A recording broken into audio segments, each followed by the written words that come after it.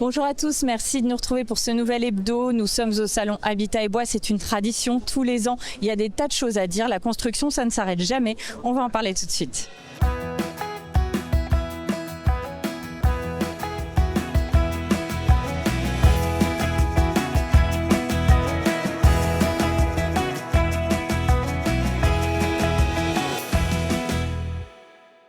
Nous sommes donc au salon Habitat et Bois. Je retrouve tout de suite Xavier Desindes. Bonjour. Bonjour. Donc je rappelle que vous êtes organisateur de l'événement.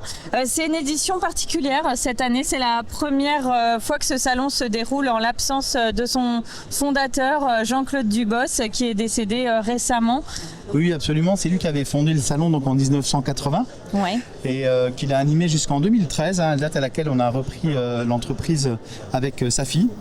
Et donc oui, elle a un petit goût nostalgique et amer puisque même s'il ne travaillait plus dans l'entreprise, il était toujours attentif à ce qu'on faisait et il traînait dans les allées toujours pour voir comment allaient les exposants. Et il aurait été particulièrement fier cette année parce que vous faites salle comble, on va dire ça comme ça, vous êtes complet. Est-ce que ça c'est la première fois que ça arrive? Alors qu'on soit complet aussitôt dans la saison, oui, c'est la première fois que ça arrive en 10 ans. Les entreprises ont besoin de venir chercher du contact commercial en ce moment, donc ça explique le taux de remplissage. Et effectivement, d'habitude on arrive toujours à boucler la commercialisation à l'ouverture, mais là ça fait quand même 15 jours, 3 semaines qu'on n'a plus de place. Donc c'est la preuve aussi que ce salon il a pris de plus en plus d'ampleur depuis 45 ans, c'est la 45e édition. Oui, c'est la 45e édition et preuve en est, c'est qu'on a 65 nouveaux exposants parmi les 283 qui sont présents aujourd'hui. Donc c'est qu'effectivement il y a une certaine attractivité du salon qui se manifeste d'année en année. Donc vous l'avez dit, 65 nouveaux exposants et de manière générale vous faites toujours la part belle aux locaux, en fait, aux entreprises vosgiennes. Oui, c'est vraiment un principe qui nous tient à cœur, c'est d'être la vitrine des Vosges à la rentrée de septembre et de proposer, parce qu'en fait les Vosges disposent d'un tissu économique extrêmement dense et intéressant avec beaucoup encore d'entreprises indépendantes et familiales, gage quand même de qualité et de réponse de proximité qu'on essaie de favoriser.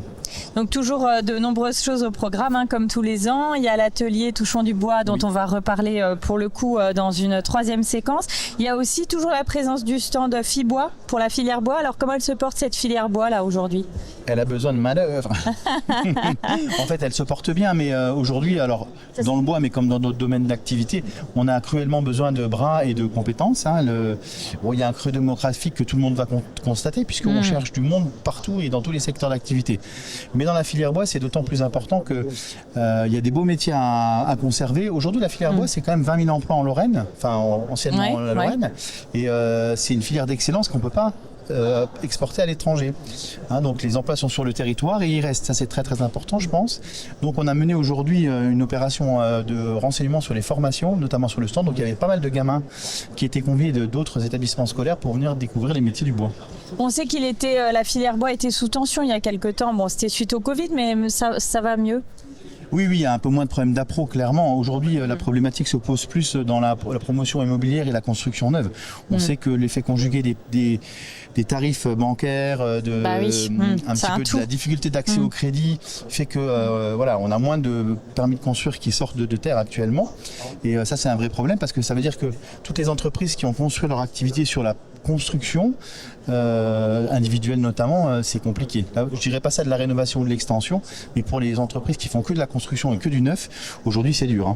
Il y a aussi une belle place qui sera octroyée à la fédération du BTP qui elle aussi recrute massivement pour le coup. Oui, absolument. Ils sont le fer de lance de l'ensemble des entreprises vosgiennes qui sont adhérentes à la fédération du bâtiment. Il est important aujourd'hui qu'ils soient présents et qu'ils proposent là aussi des débouchés concrets. Ça c'est très très important de le dire, c'est qu'aujourd'hui un jeune qui veut bosser dans la filière du bâtiment, il y a du boulot. Il y a du boulot, il y a des belles carrières à faire aujourd'hui. Donc vous l'avez dit, la filière bois ça va mieux, mais il y a d'autres problématiques aujourd'hui qui mettent un petit peu à mal tout ce qui est le domaine de la construction. Malgré tout, ce salon il attire toujours beaucoup de gens, c'est la preuve que les gens, on n'arrête jamais de chercher une maison, de rénover sa maison, voilà. Mais je crois que tout un chacun, dès lors que vous êtes propriétaire de votre logement, que ce soit une maison ou un appartement, on a quand même à cœur de l'entretenir. C'est-à-dire de continuer à le faire vivre à travers le temps et un jour réaliser peut-être une plus-value immobilière ou alors le céder à ses enfants dans un état correct et qui leur permettra d'y vivre sereinement. Sans oublier, avec tous les coûts de l'énergie qui ont augmenté, il y a aussi la grosse problématique de l'isolation, du chauffage, et ça reste toujours au cœur des préoccupations des gens sur le salon. Regardez, là aujourd'hui, ça fait des années qu'on n'a pas connu un salon avec une température aussi élevée, par exemple. C'est bien preuve quand même que le dérèglement climatique est présent, et c'est d'autant plus grave en hiver qu'on va avoir des saisonnalités qui vont être extrêmement basses comme extrêmement hautes, et les bâtiments sont soumis à rude épreuve à ce titre-là, donc il faut bien isoler sa maison, c'est très important. En tous les cas, on peut tout trouver ici, c'est aussi l'objet de ce salon. On était justement faire un petit peu le tour des gens, savoir ce qu'ils viennent chercher ici. On leur a tendu le micro. Merci Xavier d'avoir répondu à nos questions.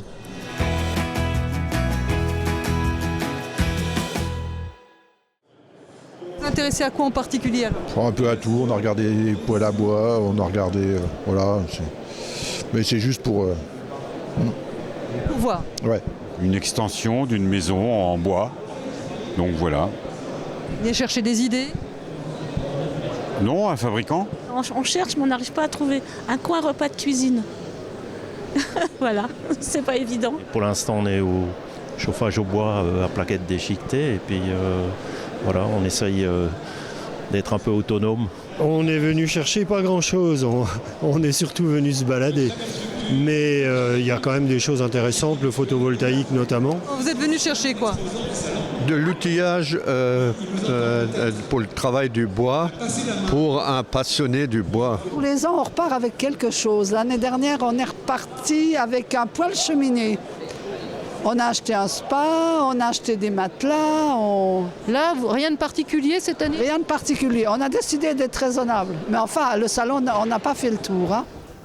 Nous sommes de retour au salon Habitat et Bois à l'extérieur. On profite un petit peu de ce beau soleil. Je suis avec Laetitia Rochat. Bonjour. Alors vous êtes dirigeante de la société NS Gerbois. Donc c'est une société que vous avez repris il y a 10 ans à peu près du côté de Sapois. Tout à fait. C'est une reprise en liquidation. Donc pour ceux qui comprennent les mécanismes, c'est une très belle société qui a tout simplement cessé son activité. Difficultés économiques, difficultés industrielles. Elle a perdu des gros marchés. Et donc, les salariés ont été licenciés, ils sont passés au tribunal. Et nous, on a racheté avec des salariés qui ne voulaient pas avoir leur usine fermée. Oui, donc vous avec avez ma maman, permis à cette société de perdurer. On les a aidés à reprendre. Donc eux, ils avaient le savoir-faire depuis plus de 40 ans dans le bois. Nous, on avait le côté entrepreneur, puisque ma mère c'était Transport Rochat au syndicat, donc elle avait 30 ans de PME, gestion de PME derrière elle. Et moi, le côté un peu international, parce que j'ai fait des études de commerce et j'étais internationale pendant longtemps et ça nous a permis de reprendre, de redévelopper la société et le mandat il était très simple, c'était pérenniser les emplois parce qu'on en avait marre de voir les usines fermées quoi. Donc là vous êtes une cinquantaine aujourd'hui, c'est ça à peu près, en fait Paris est réussi parce qu'on a repris à 15. Ouais. Et oui, vous avez même embauché pas mal alors. Et on en est à 55. Ah oui. Donc on est super contents. Alors j'explique un petit peu votre activité de base, c'est de l'emballage bois sur mesure, à destination de professionnels.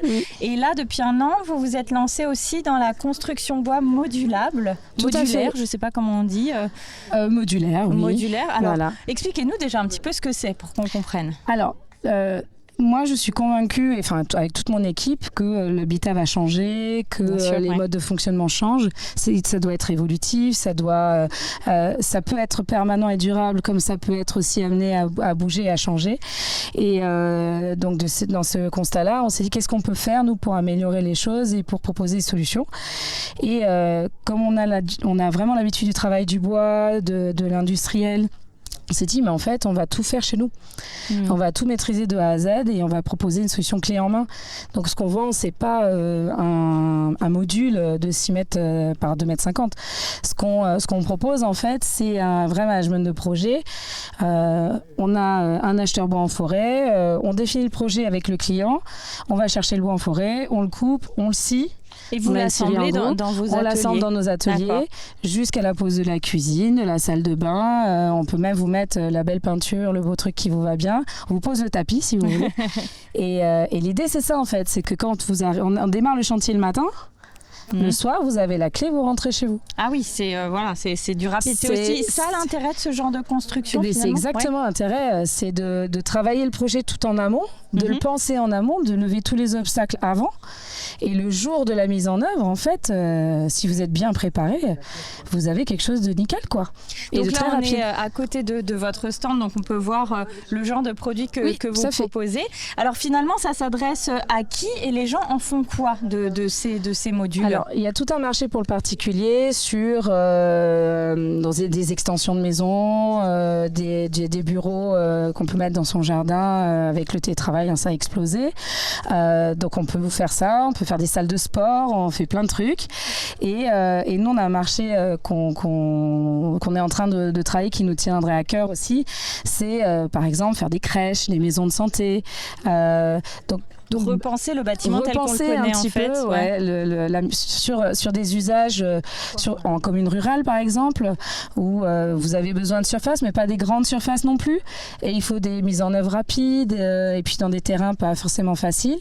Mais nous on arrive, on fait tout en atelier, on prépare tout, et après on imagine les usages aussi avec le client.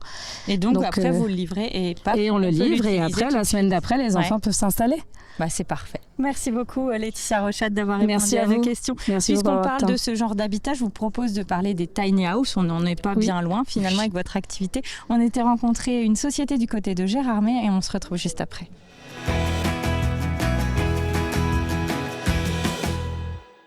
Ici on a tout un escalier fait sur mesure qui va intégrer des rangements, notamment un frigo et une penderie, des tiroirs et des petites portes, et qui vont permettre d'accéder à la mezzanine, qui sera donc placée au-dessus de la partie salle de bain. Tout anticipé dans les moindres détails, c'est une condition sine qua non pour construire une tiny house digne de ce nom sur une remorque de 17 mètres carrés et d'un poids global maximum de 3,5 tonnes. À Gérardmer, cela fait 3 ans que cet ancien dessinateur en bâtiment fabrique des micro-maisons qui répondent à des envies ou des besoins très spécifiques des futurs acheteurs.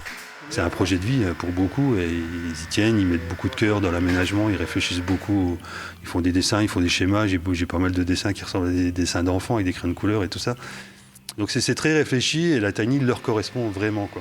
Clélie est l'heureuse propriétaire et habitante d'une tiny. Elle travaillait précédemment dans le monde culturel, mais après l'achat de celle-ci, conçue en étroite collaboration avec David, elle a intégré l'équipe, ils sont désormais 5, et a tout appris de la construction bois. Forcément, quand on passe de 50 mètres carrés à 16 mètres carrés, on se déleste de beaucoup de choses. Ça fait beaucoup de bien. C'est un peu flippant aussi. Donc voilà. Et donc voilà, avec David, on s'est tout de suite entendu. Moi, je voulais garder mon piano. Donc on a fait en fonction. Je voulais une double hauteur pour avoir un côté un peu cocon quand on était dans le salon. J'ai eu une demande aussi d'avoir un terrarium. Voilà, donc on a installé un terrarium pour des clients d'une famille. Il y avait déjà des enfants, plus le terrarium. J'ai une autre cliente qui dort très mal la nuit, qui se lève sans arrêt, donc elle veut une chambre en bas. Voilà, pas de mezzanine. Et pour visiter une tiny, direction celle qui fait office de showroom, implantée juste devant l'atelier et d'ailleurs partiellement habitée, avec là aussi un aménagement sur mesure. Donc celle-ci, elle a une particularité, c'est qu'elle a toute la verrière, elle est sur charnière. Donc juste en enlevant ce plateau-là, on peut replier la verrière pour pouvoir faire un espace étendu. Autre singularité, beaucoup de rangements et de l'électroménager comme ce mini lave-vaisselle. Quant à l'électricité et aux arrivées et évacuations d'eau, les clients ont le choix. Et on peut soit se raccorder au réseau existant, vulgairement avec une prise de courant chez le voisin et un tuyau d'arrosage. Et pour les évacuations, au tout à l'égout. Ou alors on peut être plus autonome avec un système solaire, panneaux solaires, batteries, onduleurs, etc. Récupération des eaux de pluie avec une cuve, filtration surpresseur et le système d'assainissement des eaux grises avec une petite station phytoépuration. Très écologique. Très écologique et autonome. Des équipements éco-responsables qui gonflent forcément le prix jusqu'à 60 000 €, mais pour une tiny house de base signée TB House, le prix débute à 45 000 €. L'entreprise gironmoise en a déjà construit 33. Les tiny house ont un statut d'habitation légère de loisirs, aucun permis de construire n'est donc à déposer, mais tout dépend in fine des plans locaux d'urbanisme des communes d'ailleurs de moins en moins nombreuses à être réticentes à accueillir de telles habitations sur leur territoire. Nous sommes désormais du côté de l'atelier Touchons du Bois, toujours au salon Habitat et Bois. Je suis accompagnée de Michel Oriou. Bonjour. Bonjour. Vous êtes le gérant de la forge Saint-Juéry, c'est dans le Tarn. C'est dans le Tarn, à côté d'Albi, oui. Voilà, une très belle ville, vous m'avez dit. La plus belle. Et donc, vous êtes présent, vous, sur le salon depuis un bon moment, et en tout cas depuis la création de cet atelier Touchons du Bois. Ça remonte maintenant il y a 11 ans, on a fêté les 10 ans l'année dernière. 2014, oui. Et donc l'idée, c'était de s'éloigner du salon classique qu'on connaît tous, avec les commerciaux qui vendent des choses. Là, l'idée, c'était de faire de la démonstration, de faire participer les gens. C'était ça, en fait. Hein. C'est une kermesse ludique. Voilà. Une grande cousinade, comme vous m'avez dit. Exactement. Le but du jeu, c'est de faire travailler, de faire participer les visiteurs, que les stands, les gens s'échangent des choses, des informations. Le maître mot, c'est quelque part un petit peu partage et convivialité. Donc, qu'est-ce qu'on va trouver ici finalement, c'est des métiers de l'artisanat. Ce sont des métiers de l'artisanat qui peuvent aller du vannier à l'ébéniste en passant par la machine à bois. On va trouver des gens qui font des stages courts. On va trouver des écoles qui proposent des stages, des formations longues en reconversion, de la formation initiale. On va trouver tous les métiers, presque tous les métiers du bois. On essaye d'enrichir chaque fois, de l'électroportatif, des machines, enfin tout ce qui peut toucher de près ou de loin le travail du bois. Et avec un riche cycle de conférences également, c'est aussi ça qui fait votre force. Alors vous m'aviez raconté que ça a commencé tout petit et aujourd'hui on a 2 jours de conférences. C'est ça, tout petit, improvisé au milieu des allées, puis une salle de conférence à l'arrière du bâtiment, puis une autre salle plus importante, puis une deuxième salle. Et cette année, je ne vais pas dire de bêtises, mais je crois que nous avons 30 intervenants et ça se répartit sur 51 créneaux horaires.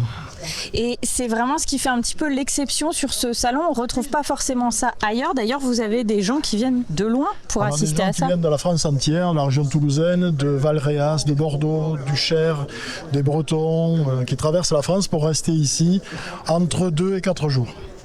On sait que ces dernières années, on est beaucoup dans le phénomène du do-it-yourself, on fait soi-même, on apprend à bricoler, à faire des choses, on regarde des tutoriels sur Internet. Est-ce que vous l'avez senti ici, cet engouement qu'ont les gens pour faire les choses eux-mêmes et créer ?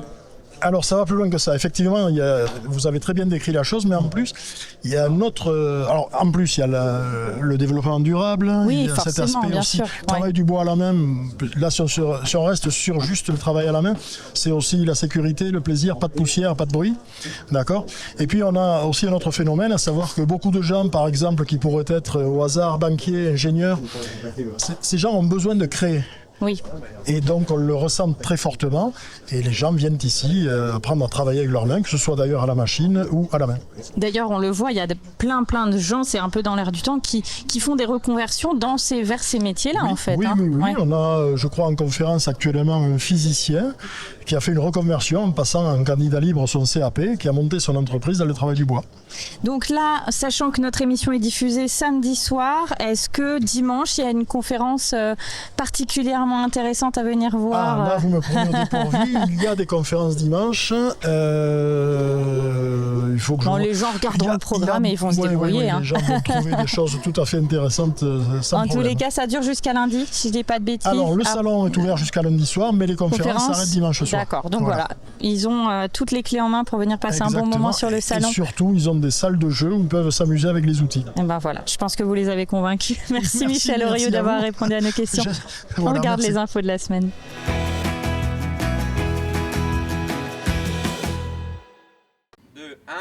Top départ pour l'école des champions ce vendredi à Certigny, étape de la tournée de l'association éponyme basée en Meurthe-et-Moselle et qui rayonne dans tout le Grand Est. 124 élèves de primaire de la ville ont ainsi participé toute la journée à une dizaine d'ateliers, 5 sportifs, athlétisme, pétanque, tennis, aïkido, basket et 5 civiques avec le concours d'acteurs locaux, club, le Sicovad ou encore la gendarmerie nationale. 20 enfants ont été sélectionnés pour leur goût de l'effort et leur civisme. Ils seront accompagnés durant une année pour participer aux finalités en 2025 à Vitry-le-François. À noter que la finale pour l'année scolaire écoulée 2023-2024 aura lieu à la rotonde de Thaon-les-Vosges et ses abords le 20 octobre prochain. Équipement sportif communautaire depuis 2020, c'est un terrain flambant neuf que les licenciés peuvent désormais utiliser au stade Marc Mougel à Padoue. Les 183 membres du club de foot local joueront désormais sur cette pelouse synthétique, plus facile d'entretien et qui permet de jouer par tous les temps sans être impacté par la météo. L'équipement inauguré vendredi dernier a nécessité 7 mois de travaux pour un coût total de près de 475 000 €, financé en partie par le département et les territoires ruraux. Un terrain aux dernières normes en vigueur qui devrait donc rapidement être homologué par la Fédération de football et ainsi accompagner le club vers une accession en départemental 2.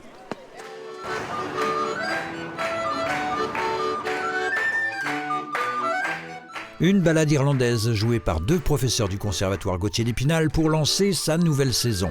Celle-ci sera riche avec pas moins d'une 40aine de manifestations différentes, classes de maîtres, concerts, spectacles qui seront proposés jusqu'en juin 2025 en divers lieux. 7 d'entre elles seront consacrées à l'art dramatique. Le soutien à la pratique amateur est l'un des enjeux prioritaires de la communauté d'agglomération d'Épinal et de l'établissement. 2 grandes soirées seront donc proposées, l'une dédiée aux orchestres, l'autre au chœur. Tout cela au mois de juin à la rotonde de Thaon-les-Vosges. L'établissement spinalien de la Rutière, fort de ses 900 élèves inscrits, ouvrira également ses portes au public le 17 mai prochain. Et voilà, l'hebdo est terminé. Merci à tous de nous avoir suivis. Le salon Habitat et Bois, lui, se poursuit jusqu'à lundi. N'hésitez pas à faire un tour, il y a plein de choses à voir. À la semaine prochaine.